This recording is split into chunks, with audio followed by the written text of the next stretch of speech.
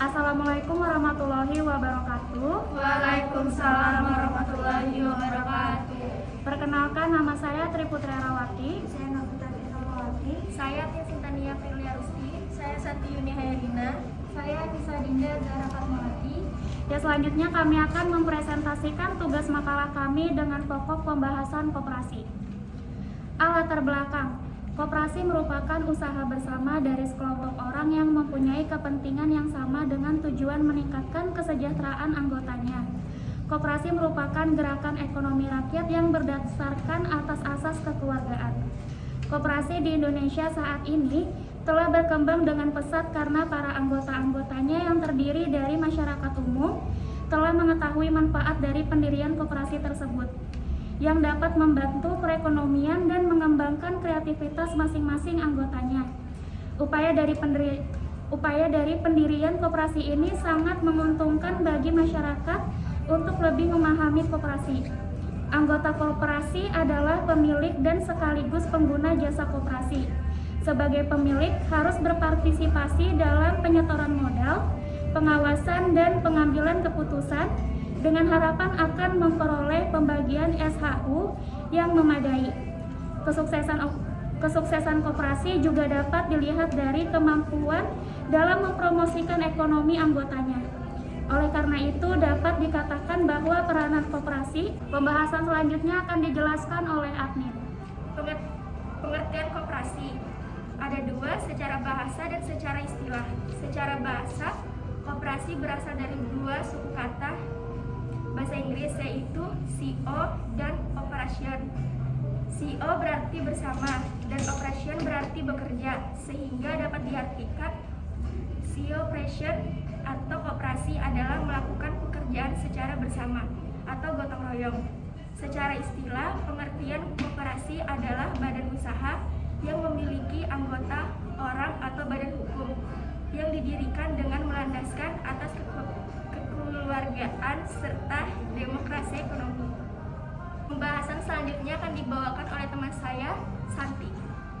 Jadi saya akan menjelaskan tentang jenis-jenis koperasi. Koperasi terdiri dari 4 jenis. Yang pertama, jenis koperasi berdasarkan fungsinya ada 4 kelompok, yaitu koperasi konsumsi untuk memenuhi kebutuhan sehari-hari para anggotanya. Yang kedua, koperasi produksi menghasilkan barang dan jasa.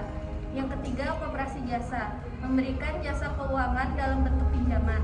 Yang keempat, koperasi penjualan atau pemasaran, yaitu menyelenggarakan fungsi distribusi barang atau jasa. Jenis koperasi yang kedua yaitu berdasarkan tingkat dan luas daerah, yaitu terbagi dari 2 kelompok. Yang pertama ada koperasi primer, minimal memiliki anggota 20 orang, dan koperasi sekunder terdiri dari gabungan badan-badan koperasi serta memiliki cakupan daerah kerja yang luas dibandingkan dengan koperasi primer. Jenis koperasi yang ketiga berdasarkan jenis usahanya, terdiri dari 4 kelompok, yaitu yang pertama koperasi simpan pinjam, menampung simpanan anggota dan melayani peminjaman. Yang kedua ada koperasi serba usaha yang bidang usahanya bermacam-macam. Yang ketiga ada koperasi konsumsi. Keempat berdasarkan anggotanya, terdiri dari 4 kelompok. Yang pertama ada koperasi unit desa, beranggotakan masyarakat desa. Yang kedua ada koperasi pegawai Republik Indonesia, beranggotakan para pegawai negeri. Yang ketiga ada koperasi pasar, beranggotakan para pedagang pasar. Dan yang keempat ada koperasi sekolah, memiliki anggota dari warga sekolah, yaitu guru, karyawan, dan siswa. Pembahasan selanjutnya akan dijelaskan oleh teman saya bernama Novita. Ciri-ciri koperasi yaitu terdiri dari perkumpulan orang, pembagian keuntungan menurut perbandingan jasa.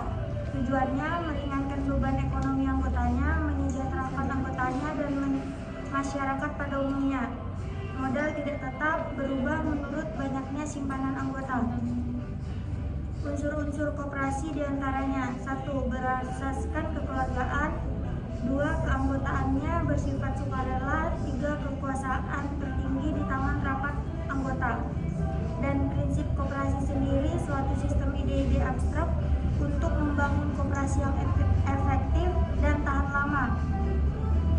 Di Indonesia telah dibuat Undang-Undang Nomor 25 Tahun 1992 tentang perkoperasian.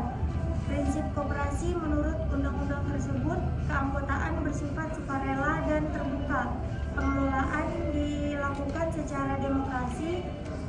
pemberian SHU dilakukan secara adil sesuai dengan jasa usaha masing-masing anggota.